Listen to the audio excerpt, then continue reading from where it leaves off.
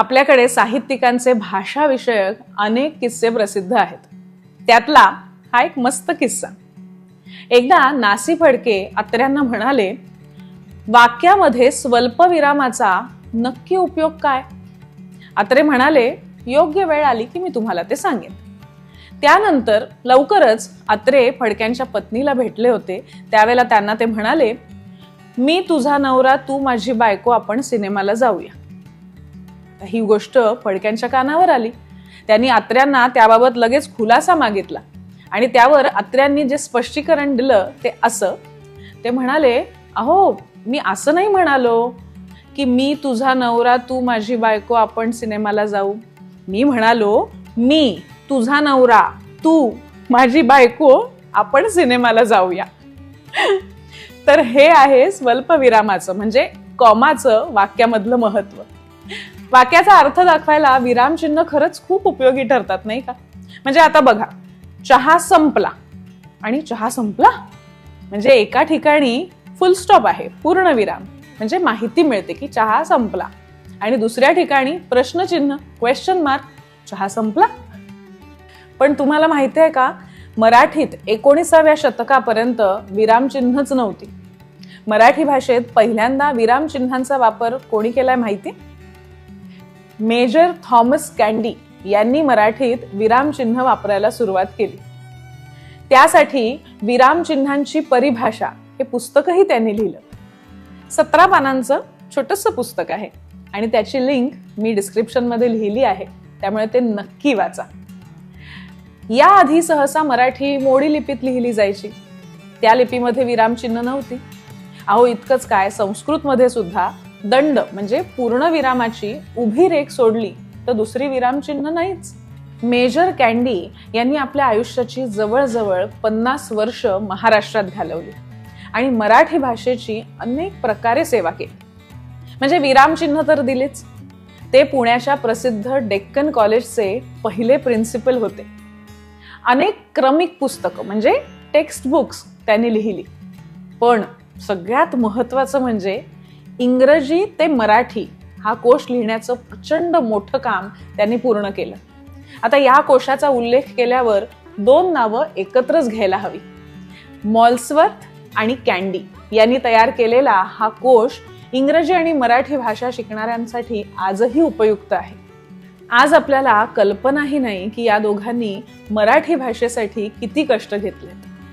मराठी भाषेचे मराठी ते इंग्रजी म्हणजे मराठी इंटू इंग्रजी, मराठी इंटू मराठी आणि इंग्रजी इंटू मराठी असे कोश तयार झाले ते या दोघांमुळे.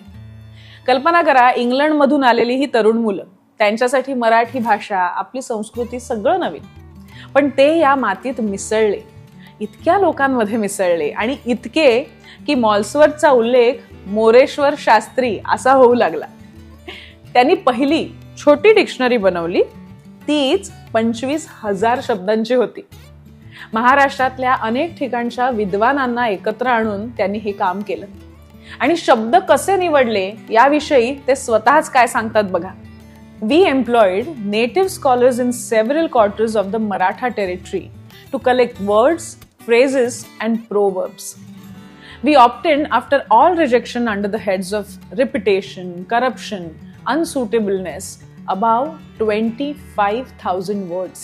We investigated the grammatical designation, the derivation, the orthography, the gender, the meanings, primitive and figurative, the applications, regular and popular, the currency, whether general or local. The points settled were written down instantly in Marathi and English. इंग्रजी ते मराठी म्हणजे इंग्रजी into Marathi डिक्शनरीचं काम अधिकच अवघड होतं. तुम्हाला एक एंट्री सांगते बघा, तुम्हाला लक्षात येईल मी काय म्हणते. आपण एक शब्द घेऊया, एबल, ABLE. एबल हा शब्द जर पॉवरफुल या अर्थाने वापरायचा असेल तर शक्तिमान, सामर्थ्यवान, समर्थ, बलवान.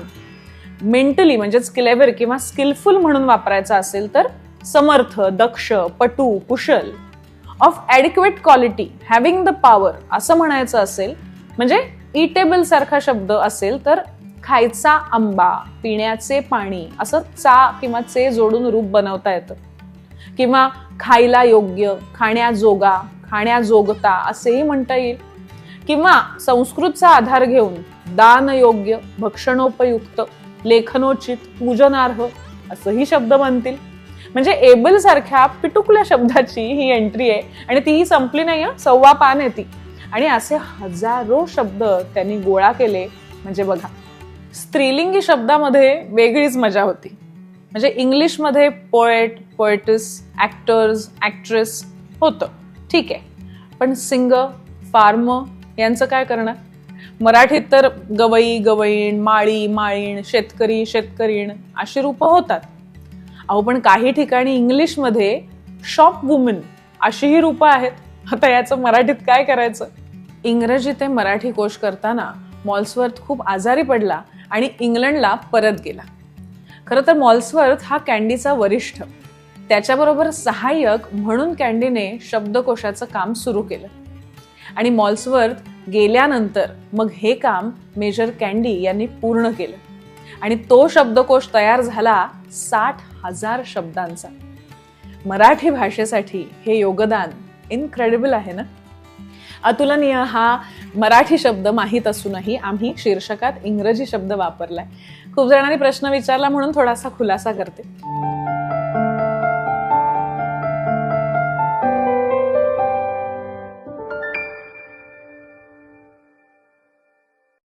आपल्या सगळ्यांचे लाडके विवा शिरवाडकर म्हणाले होते, प्रश्न हा इंग्रजीचा द्वेष असा नसून आपल्या मराठीचं, मातृभाषेचं संवर्धन हा आहे. आणि जर संवर्धन करायचं असेल तर भाषा वाढायला हवी आणि ती वाढायची असेल तर ती वापरायला हवी.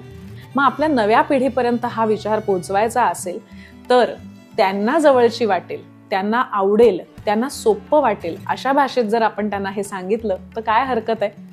आणि खरं सांगायचं तर थोडा एक तांत्रिक विषयही आहे की यूट्यूबवर कुठला शब्द आकर्षित करेल तरुण पिढीला हेही पाहावं लागतं. आणि त्याही पलीकडे जाऊन मराठीची माहिती, महती आणि श्रीमंती इतर भाषिकांनाही कळू दे. आणि म्हणून त्यासाठी कदाचित काही भाग आम्ही इंग्रजीमधूनही सादर करू. आणि म्हणूनच इनक्रेडिबल आणि मराठी या इंग्रजी आणि मराठी 2 भाषांचा मिलाफ आम्ही या शीर्षकामध्ये केलेला आहे. आपल्या तरुण पिढीला आपल्या भाषेचा इतिहास कळू दे. तिला घडवायला मॉल्सवर्थ आणि कॅन्डी सारखी परकीय माणसंही झटली हे सुद्धा त्यांना कळू दे. आणि आज मराठी इनक्रेडिबल का आहे याचं कुतूहल जागं होऊ दे. मग उद्या हीच नवीन पिढी अतुलनीय मराठीसाठी झटतील याची आपण खात्री बाळगूया. आजचा भाग तुम्हाला कसा वाटला ते नक्की सांगा आम्हाला कमेंट्समध्ये. पुन्हा भेटूया पुढच्या भागामध्ये एका नव्या गोष्टीसह. पण हां, त्याआधी यूट्यूबवर मधुरा वेलणकर साटम हा माझा चॅनल लाईक, शेअर, सबस्क्राईब करायला विसरू नका. आणि अर्थात बेल आयकॉनवर सुद्धा क्लिक करा. पुन्हा भेटूया. धन्यवाद.